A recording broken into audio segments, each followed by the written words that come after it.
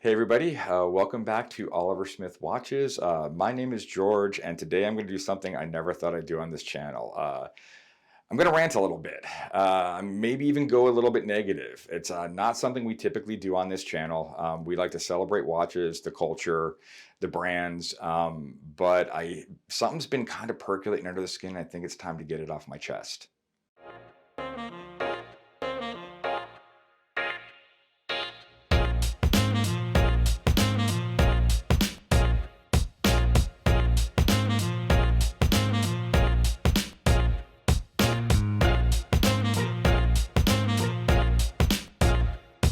So for a long time now, I've kind of felt something might be a little askew at Rolex. Now, I don't want to poke the big green monster, but it does feel like they may be so big and so powerful that no one on the inside feels confident enough to say, hey, maybe we shouldn't do that, or hey, maybe we should change this. Now, over the years, I love it when Rolex gets out of the box. They do some gem set stuff, they do some crazy things, and I think they're wonderful. But that's not core product. What I'm talking about here is the core product that trickles down to you and I.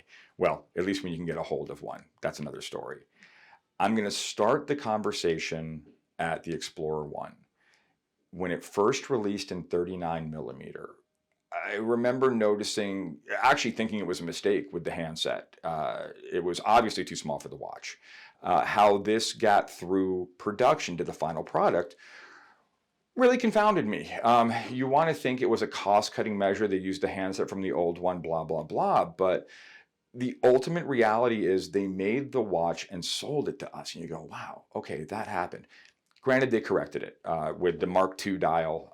Not only did they correct the handset, they corrected what I think was a mistake with the high polish 369. Whatever. Moving forward, you go into things like the Yachtmaster 2. Now, when that watch first came out, when I first laid eyes on it, I swear to you, I thought it was a joke. If I recall correctly, it was around April of that year, and I sincerely thought, oh, cool, Rolex has a sense of humor. And then I saw one live and went, oh no, they made that? Like, really? 44 millimeter yacht timer, red, white, and blue dial. How, again, that got through committee confounds me. And to this day, I think it's one of the more unique watches Rolex has ever made. But it seems like time and time again, these little mistakes come out and we all buy it. And sometimes I don't know why. Moving into their love affair with 41 millimeter. Now, you do a 41 millimeter day date, and you can't just like Bugs Bunny go and blow up the case. You need to actually think about dial proportions, wording, handsets, bezel to case ratio, and they just don't seem to do it. And that, again, the amount of negative space on the dial of that watch was just confounding to me.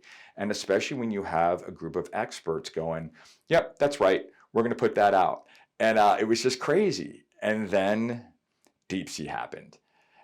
And I waited. It took a while for me to see one in the metal.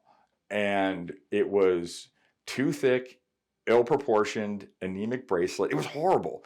I eventually saw it on, somebody did a rubber strap for it, and then a NATO. And I was like, okay, all right, I can kind of get to feel it. And that lasted for a while, and then they put out one of the best watches they've ever done, the Sea Dweller 4K, 40 millimeter. Yeah, I called the Apology Dweller. And it was spectacular. To this day, I think it's absolutely one of the best watches Rolex has ever conceived of. So what did they do? Got rid of it.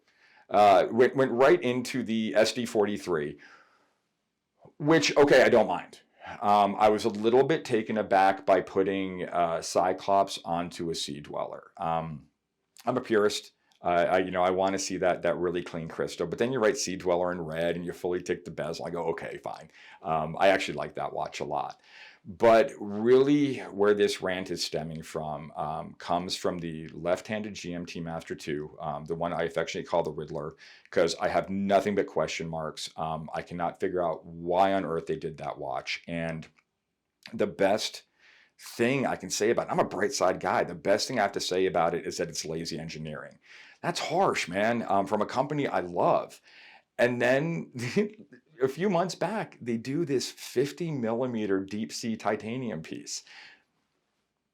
Granted, I haven't seen it in the metal yet, so I'm going to reserve final judgment right off the bat. What and why?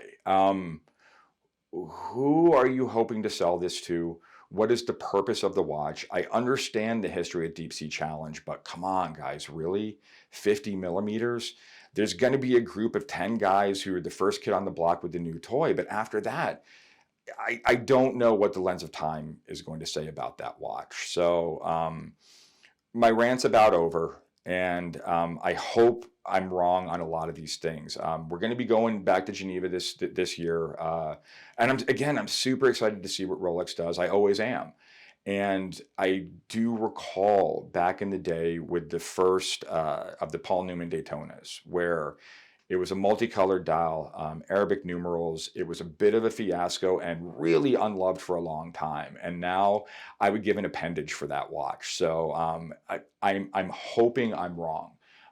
If you feel I'm out of place by saying all this, please comment below. If you have an idea, please talk me off the ledge. I would love to get some clarity on this, but I just really felt I had to get this off my chest, guys. So I really appreciate you hanging in there and watching this for me. Again, if you have any questions, comment below, and I'll see you soon. Thank you.